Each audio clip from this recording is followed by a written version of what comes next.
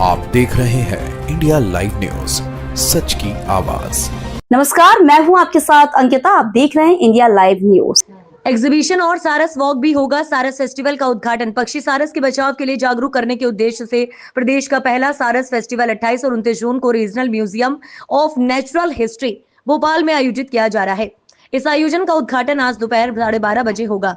इस Bhopal birds conservation society regional museum of natural history of WWF nature society द्वारा संयुक्त रूप से आयोजित किया जा रहा है। इस अवसर पर सारस पर आधारित एक भव्य फोटो एग्जीबिशन का आयोजन होगा, जिसमें भोपाल, इंदौर, कोलकाता, पटना, जबलपुर, झांसी, लखनऊ, राजस्थान आदि जगहों के फोटोग्राफर्स की तस्वीरें प्रदर्शित की जाएंगी। डॉक्यूमेंट्री सारस अफेयर दिखाएंगी। 29 जून की सुबह सारस वॉक का आयोजन होगा। इस दौरान डॉक्टर संगीता राजगीर सारस पर व्याख्यान देंगी और सारस अफेयर डॉक्यूमेंट्री भी दिखाई जाएगी। कार्यक्रम में पर्यावरण और पक्षी संरक्षण में कार्य कर रहे लोगों को सम्मानित भी किया जाएगा। उसको देख के फिर हमने ये और हमें मिट्टी भी प्रोवाइड की गई थी।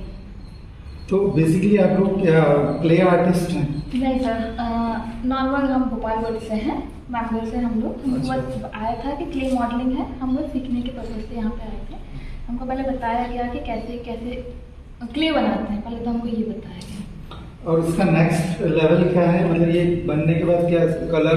इसको कलर नहीं, आप चाहें तो कलर कर सकते हैं। बाकी नेक्स्ट लेवल ये है कि जो मिट्टी है जब सूखती है एक साथ तो ये फट जाती है, तो इसको सुखाने की भी एक प्रक्रिया होती है। ये आप पॉली देख रहे हैं, पॉली बैग, इसको इस पॉली बैग में ढका हुआ ही हम बाहर रखते हैं। खुली धूप में नहीं रखते, छांव में ही, लेकिन ढक के रखते हैं। एक दिन ऐसे ढक के रखते हैं, थोड़ा सा हवा लगती है तो थोड़ा सा इसका मॉइस्चर चला जाता है। उसके बाद अगले दिन हम इसकी ये पॉली बैग थोड़ा मोटा है, ये हटाते हैं, हल्का सा कोई पतला सा पॉली बैग, फिर वो ऐसे अगले दिन उसका मॉइस्चर थोड़ा कम सूखता, फिर उसके बाद अगले दिन फिर हम इसको रखते हैं। फिर जब चौथे दिन फिर हम इसको कड़क धूप में रखते हैं। आप इसके फेदर देख रहे होंगे, जो हमने ये फेदर्स लगाए हैं। अगर हम एक साथ रख देंगे तो ये फेदर्स क्रैक हो जाएंगे। वो मिट्टी की क्वालिटी पे भी डिपेंड करता है कि इसमें कितना। तो ये बेसिकली काली मिट्टी में कुछ और मिक्स है? काली मिट्टी में इसमें रेत मिक्स है और रेत को भी उसको प्रॉपर फाइन बनाया गया। इसको पूरा मैश करके फिर छन्नी से या सूती कपड़े से छान के फिर ये मिट्टी तैयार की गई है। तो आप लोगों का NGO भोपाल बर्ड्स। मैं मानिक लाल गुप्त, वैज्ञानिक सी, क्षेत्रीय प्राकृतिक विज्ञान संग्रहालय भोपाल। सर, जो आज ये फेस्टिवल जो चल रहा है सारस फेस्टिवल, इसके बारे में आप कुछ जानकारी दीजिए। जैसा कि मैं समझता हूँ भोपाल वालों को मालूम होगा कि भोपाल में जो हमारा बड़ा तालाब है, जिसको कि रामसर साइट भी जो घोषित किया जा चुका है, यहाँ पर विभिन्न प्रकार की जैव विविधता पाई जाती है। उनमें से एक सारस भी है, जो कि एशिया में पाए जाने वाले पक्षियों में सबसे बड़ा होता है। और साथ में एक चीज़ ये है कि ये उड़ता भी है। लेकिन लगभग अगर बात करें तो 10 साल पहले इनकी जनसंख्या बहुत ही कम थी।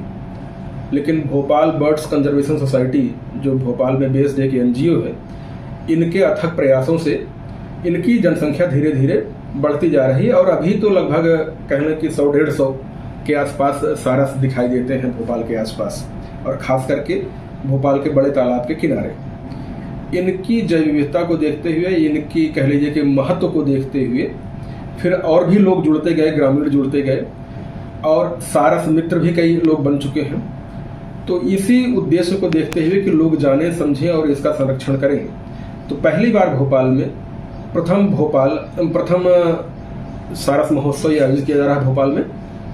इसमें क्षेत्रीय प्राकृतिक विज्ञान का सहयोग, प्राकृतिक विज्ञान संग्रहालय का सहयोग दे रहे हैं भोपाल बर्ड्स कंजर्वेशन सोसाइटी, और VNS नेचर सेवियर्स, जो कि VNS इंस्टीट्यूट ऑफ कॉलेजेस का जो है ग्रुप है, तो इनके सहयोग से ये पहली बार आयोजित किया जा रहा है।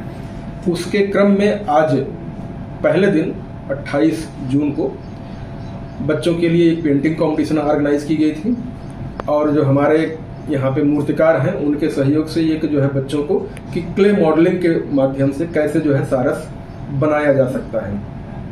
और लगभग 20 से 25 फोटोग्राफर्स के, जो कि नेशन वाइड हैं, हालांकि भोपाल और भोपाल के आसपास के ज़्यादा हैं उसमें, लेकिन फोटोग्राफर्स के फोटो आए, लोगों ने भेजे जो है बड़े ही उत्साह के साथ, और उनमें से फिर सेलेक्टेड फोटोग्राफ्स को यहाँ पर प्रदर्शित किया गया है।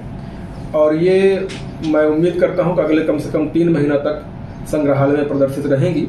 संग्रहालय के पब्लिक कॉर्नर में इसका एग्जीबिशन लगाया जा चुका है और बहुत ही रेयर वहाँ पे फोटोग्राफ्स दिखाई दे रही हैं।